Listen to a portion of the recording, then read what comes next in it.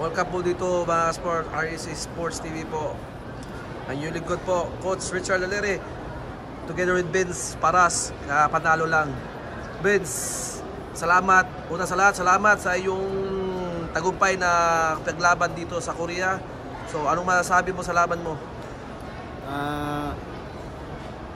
Muy difícil, mahirap din yung kalaban ko kasi dating world champion, nakalaban ko na rin, rematch kami. Sawa ng Diyos, napagbigyan din ako na manalo ulit. 1-1 na kami ngayon. Oh, napakagandang laban na binigay mo. Salamat sa binigay mong karangalan sa ating bansa.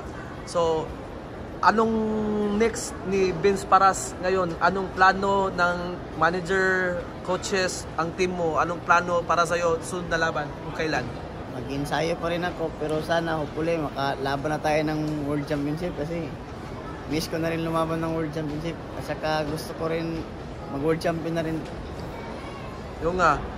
So Vince, sa katayuan mo ngayon, nanalo ka ngayong gabi, kagabi lang via unanimous decision. Kasi yung Hiroto in interview, parang ayaw niyang makonvince na natalo siya.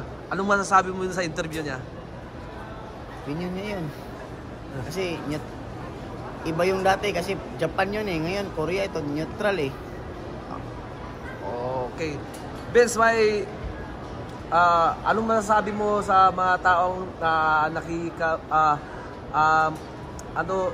ganito yung nakisubaybay sa'yo at nagsusuporta sa'yo, kung sino bang taon to ang pasalamatan mo? May pasalamatan na ka ba?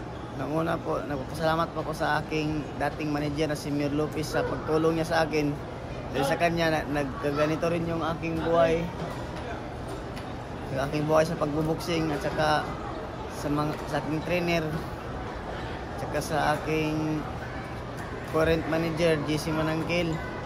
Sa mga taong tumulong sa akin, lalo na si Senator Idol Rapi Tulfo, TGP Partilis, Sibong Tibis Jr., Jingo Estrada, maraming salamat po.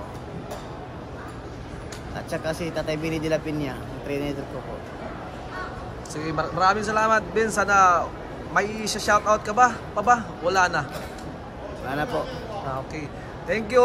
Muling nating ipupugay natin po si Vince Paras po, ang tinaguriang na Roger Hunter ng Philippine Boxing. Maraming salamat po. Hanggang sulo na po. Adios! Mga sports, pagkatapos natin i-interview si Vince Paras tungkol sa laban nila, ito na nga po, sinamahan natin sila mamili ng gamit, ng mga bagong gamit si Vince. So, yung trainer niya, ang buong team ni Vince Paras, at nagpapahinga po konti si Vince Paras ulit. So, balik sa lakad po mga sport kasi pupunta ng ibang outlet. May gusto bilhin si Coach Bini. Yan, si Coach Bini, nakasombrero na itim. Maliit. Tsaka, lilipat kami sa ibang outlet mga sports. Yung mga sports, tapos na mamili, hiwa-hiwalay din kami. Tapos sila papunta ng balik sa sa hotel nila. At ako naman ay papalik po sa akin aking bahay. Dito naman tayo. So mga sports, sa lahat po ng nag-aabang sa susunod na laban ni Vince Paras, i-update natin ko kayo.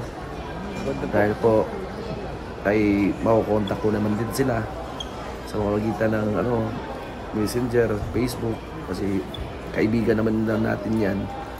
Kaibigan natin yung trainer, long time trainer ni Vince Paras, si Coach Bini de la Peña. Yung mga sports, yun, papalabas na. Palabas na kami. Pagkatapos lumabas, yun na. Hanggang dito lang mga sport. Adios, salamat.